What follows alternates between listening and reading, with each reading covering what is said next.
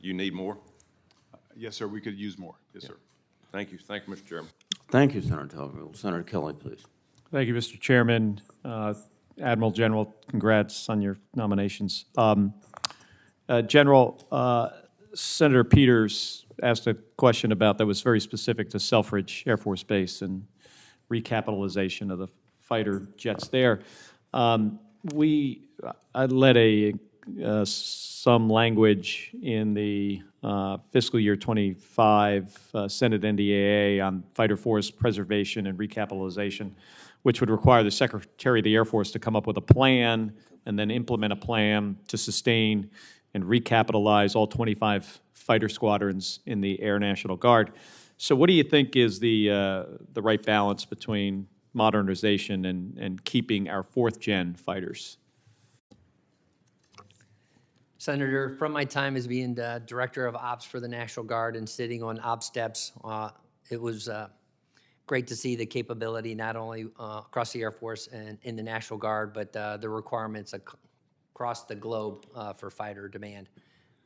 If confirmed, I want to work with General Alvin to make sure that we understand what that right balance is between 4th gen and 5th gen to make sure that we can be there not only for the combat commands, but also for Homeland Defense.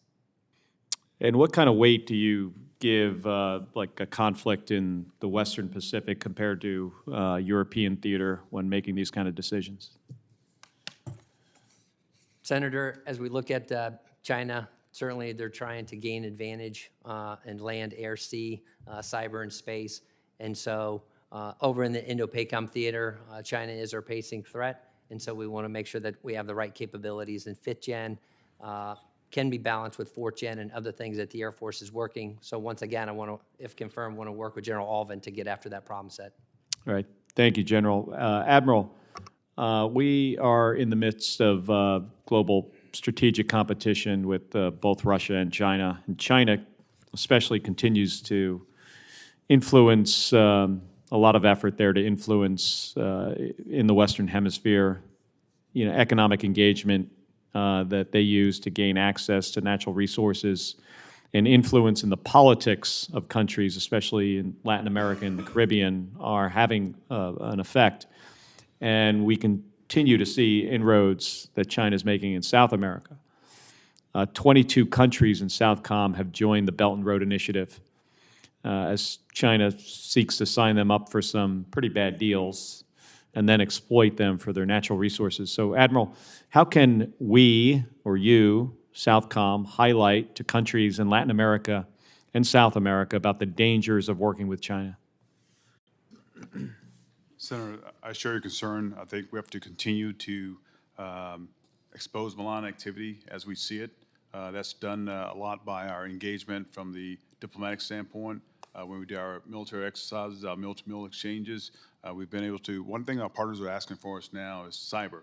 So we have been able to go and do joint combatant command cyber assess teams. So we go and look at their systems and help them out, cyber hygiene. They're asking for space support too. So again, I think it's really a whole of government effort to kind of show the malign activity and make sure our partners are aware of it. We have to continue to do that with speed.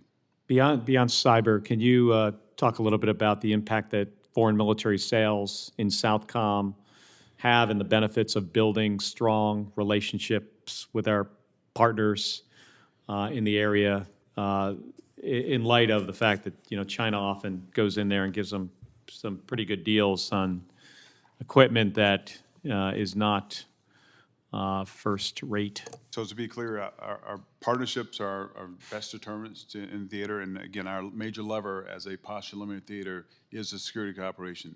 And so via the foreign military sales process, foreign military financing is a key enabler for us, but we have to deliver faster though.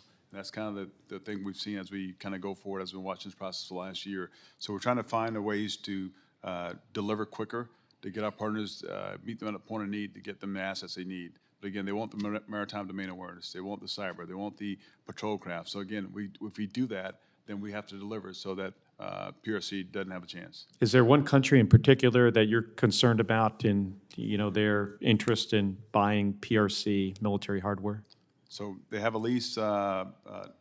Venezuela is one for sure. Cuba is one for sure as well. But as far as, I was happy to see our designs get the F-16 Vice, the JF-17. We did not want that in this theater.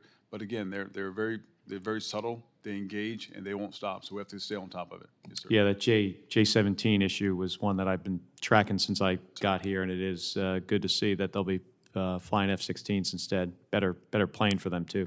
Yes, sir. Thank you. Thank you. Thank you, Senator Kelly. Senator Budd, please. Thank you, Mr. Chairman.